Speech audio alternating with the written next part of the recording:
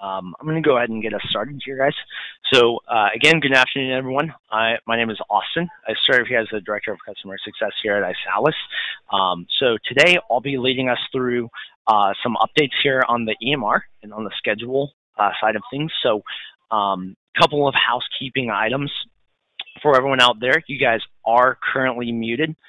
So for the sake of time here, for everyone else's sake, you guys are on mute. However, on your little GoToWebinar toolbar there's a little drop down or a little section that has questions. So if you have a question throughout the webinar here, feel free to go ahead and just jot that down in there. We'll try to catch those in real time. We'll also have a couple of minutes afterwards to answer those.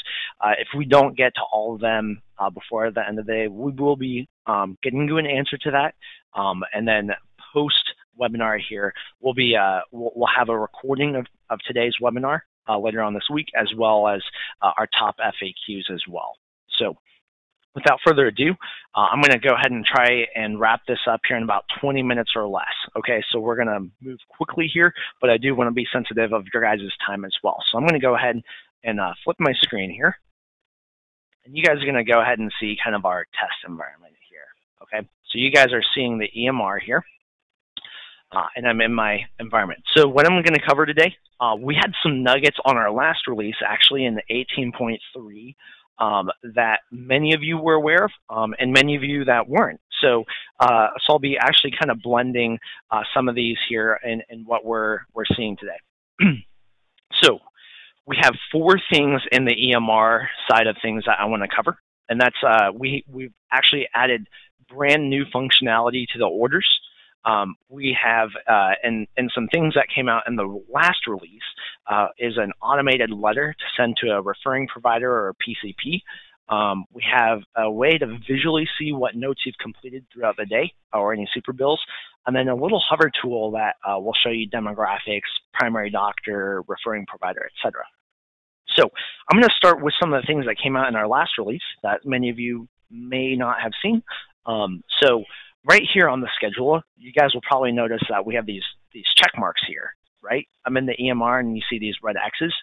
These check marks indicate that I've done my super bill and SOAP note or my progress note for the day on that patient. So I've done my super bill, signed my note, but down here I have these red X's here, and that indicates that I have not done that. So we find this has been a really helpful kind of visual tool for many of you guys out there, and that the same icons do show up in the magnifying glass little view here as well. So you'll be able to see if you've completed those or not. That's an extremely helpful tool from a visual perspective. So whether you're a provider or maybe you're like a back office staff, this is really helpful in being able to see those visually. So where that happens is from this office schedule drop down here on the left-hand side.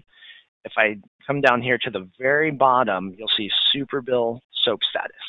Okay, so that's our first kind of nugget there. That was from our last release. The second one, I want to go ahead and we'll hold off on the letter till the very end. But the second thing I want to show you here is how to quickly see. A common question is how do I know the patient's insurance? Another cool nugget here that we came out in our last release here is if I hover in the upper right corner here, I'll be able to see the patient's referring doctor, the primary doctor, as well as the primary insurance. Okay, so that's kind of our second nugget there. That's the patient hover, and again, that's in the upper right over this patient's name right there in the upper right corner. So now we're going to go ahead and dive into the new orders functionality, and I'm actually super excited to show you guys this because this is going to be an excellent tool for you guys going forward. For those of you that are integrated with labs or place scheduling orders internally, all of that. This helps kind of simplify that. So right now I'm in the order entry chart tab. So in the lower right hand side, we can see I'm in the order entry. Right now, I can see the template that I use, right? Many of you guys are using this. Probably about 90% of you guys out there are using the orders. And so you see this, right? You use the template. I can place an order here just like normal from this template. So all that is exactly the same. However, you'll probably notice right up here at the top above them, we have these 4 extra tabs.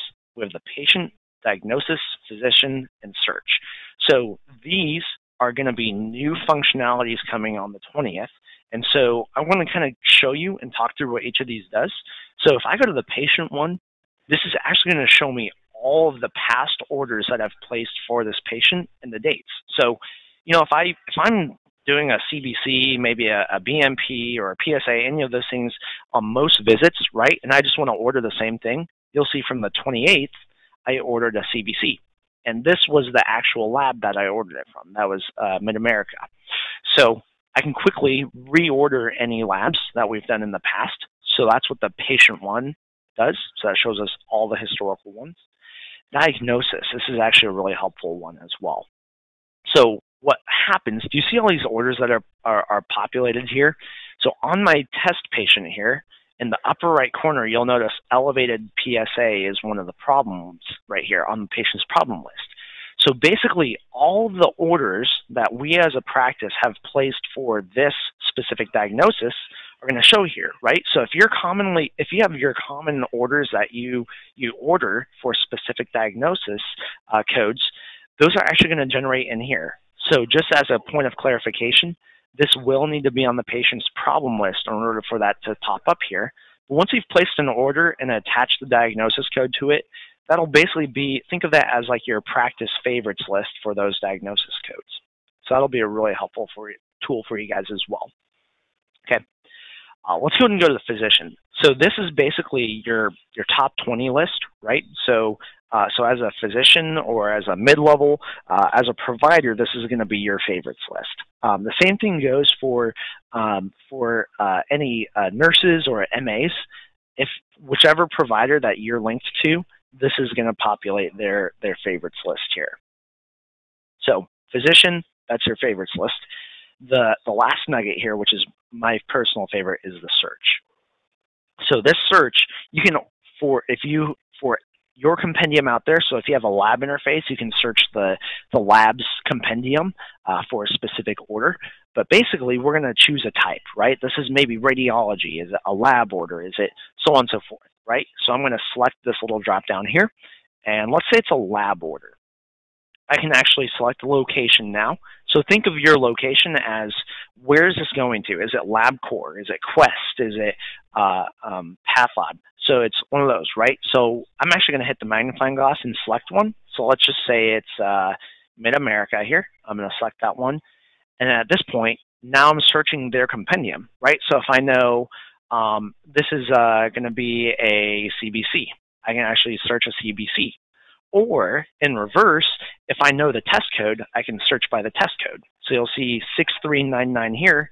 That's the test code. So that's a really great tool, especially if you're just wanting to order something quickly on the fly that maybe is not part of your base templates, right? You can always add those onto the template, but now you have the ability to place an order for literally anything that's out there in the compendium internally, or if you have an interface, you'll be able to order something directly from there. So I'll just select the CBC there. There it is. It's now part of the orders, and I can go through my order process just like normal. So just to recap, you have, by default, this will always go back to your templates, so you won't see a big change there. But as of the 20th, you'll see patient, which is all the past orders for that patient that you can quickly reorder. Diagnosis is any orders that have been placed in the past for this specific diagnosis, the elevated PSA. So if that's in the patient's problem list, it'll be right there.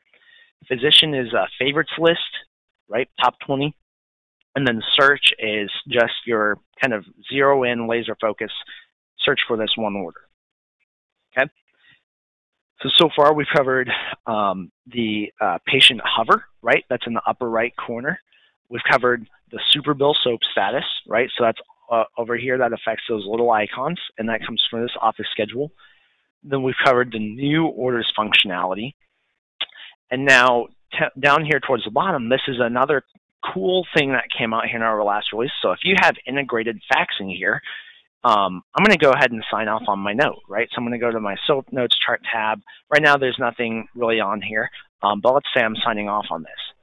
So I'm going to go ahead and put in my PIN, and I'm going to save. And once I save this, you're actually going to notice something pop up here. Do you see this little fax letter icon? basically in one click, because I have a referring provider that has a fax number on file, I can actually just go ahead and fax a letter to the referring provider, and that will get sent out, right? So there we go. I faxed that in one click. So if you have integrated faxing and you have a referring provider on file, you can actually go ahead and fax that letter right then and there as soon as you sign off in one click. You won't have to go through the letter process or any of those crazy things. It's just simply one click, and that there you go. So if you have integrated faxing and this is something that you would like, we can actually help you guys set that up. So those are the 4 main nuggets in the EMR side, okay? So I'm going to change gears now, and we're going to flip over to the scheduler, okay? Because there are some updates that we're coming up with specifically in the patient demographics, as well as kind of a cool report that'll help you guys as well in the front office. So the first thing I want to show you guys is historically, right? I'm actually going to find my test patient here. So let's see here. I'm looking for a Carly test patient. There we go. So many of you guys are familiar with the patient transaction history, right? And that comes from this drop down, or if I right click on the patient's appointment, I can also see this as well. So this is the transaction history. So this is probably a familiar thing to most of you guys, right? You can look at all the past claims, balances, right? If you're on the front, or maybe you just need a patient wants a history of all the payments they've made. What we've added is a cool little report. So if you're an administrator or a front office and you needed a quick breakdown, which we had a good chunk of requests for, I'm actually going to go ahead and show you guys something. So right now, when you guys are looking at these claims, you'll see something that says all claims at the top. But if I actually go ahead and hit this drop down, one of the new functionalities coming out in this release is the ability to see a payer total. So this is actually going to show me all the payments that the patient has made, right? So think of this as end of the year, right? So if a patient comes in and says, hey, I need to know what my payments have been for all of this year, it's tax time, right? You know how you can set your dates right here from this drop down. So if we set your dates, all the claims that are part of that, you'll actually get a quick report here. So you'll be able to see who the primary is, who the secondary is, if I scroll to the right here, who tertiary is, and then however much the patient paid if the patient made any payments towards that. So this is a really helpful tool here in being able to print this off quickly in order to give that to a patient, or if internal reasons, right? If you just need a quick breakdown here when you're just looking at the transaction history, this is a cool little report that's coming out here as well. If you ever want to print this, you'll follow the same thing, right? So you'll be able to print in the upper left, and then you'll see payer report is now an option in here. So I could select that and print that. Cool. So I'm going to kind of cut to our last bit here that I want to go ahead and touch on now, which is some updates to the demographics, which is really cool. So I'm going to go up here to the little index card, pull this up. So we have 2 functionalities here that have been added. So within the demographics, I'm going to go ahead and open this up. So you guys are going to notice something that looks a little bit different here now in the demographics. So do you see these little pencil icons, right? These are basically going a layer deeper, right? So on demographics, when we're doing our intakes, and this is for the new ONC updates, for ethnicity, right? This is exactly the same, but then if we're going a little bit deeper, right? If I click right on here, I'll have a layer deeper to go. And this is based on the ONC requirements, right? So this is coming out here. The same thing goes here for race, for gender, right? Gender identity, sexual orientation, those are all now added in here that we can add. So adding those things is simple. You'll just click on the little button there, and then you'll be able to go ahead and select one of your options from there. The second thing, though, and this goes specifically for administrators, and maybe for you guys here in the front office as well. Right here in the demographics, do you see this little checkbox? This is coming out as well on the 20th. This is the ability to stop statements for a specific patient, right? Because maybe you have patients that you've identified as a practice that you do not want them to receive statements no matter what. You'll probably go through your normal billing cycles or anything like that, but for whatever reason, if you want to exclude that patient, you just simply check that box and that patient will not receive statements. Now, from the last thing that we're going to touch on really quick is in the insurance section of the demographics setup. And you guys will now see as part of these, part of this, you'll see a couple of new fields in here, but you guys will see deductible amount and the max out of pocket, right? And then the met date. So that goes for, you know, your estimated totals, right? So the date that the deductible was met is the date we'll put here actually in the demographics. The same thing for the maximum on the out of pocket. You can also put in that date as well, right? So this goes in the calculations and estimations for claims, right? So that's what those will be directly affecting. But that's another thing. So in the demographics, we've added details, extra details from those little click boxes. And then in the insurance, the ability to include a deductible met date and the max out-of-pocket met date as well. So to recap, today we've covered on the EMR side the new orders functionality, the automated letter to the referring or PCP, the super bill SOAP status, and the patient hover.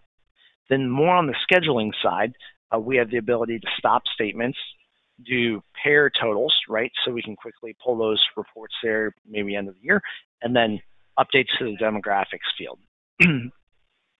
That covers all the new functionality that we're going to be demoing here today. I want to keep this here to about 20 minutes or less. It looks like we're about just under 20 minutes here. The last little nugget here, we are taking requests for beta testers. Batch eligibility is going to be available on this release, and we're going through a beta testing phase. So if you would like to be a batch eligibility tester, feel free to shoot me a message. You'll get a follow-up email from us. Shoot us a message. We'll be taking applications for beta testers. We'll be selecting them here as probably the Monday coming up next week. But if you are interested in batch eligibility, some of you guys may have noticed here in the task list, we have this eligibility. So that'll run a batch for a day or for a week. So those of you interested, feel free to shoot me a message. But otherwise, thank you guys for attending today's webinar. Again, the release is coming this weekend on October 20th. For those of you who have sent in questions, thank you. We'll keep the line open here for a couple minutes. So if you have questions now, feel free to type those in. Otherwise, thank you guys for your time, and we hope you guys have a good rest of the week. All right, thank you.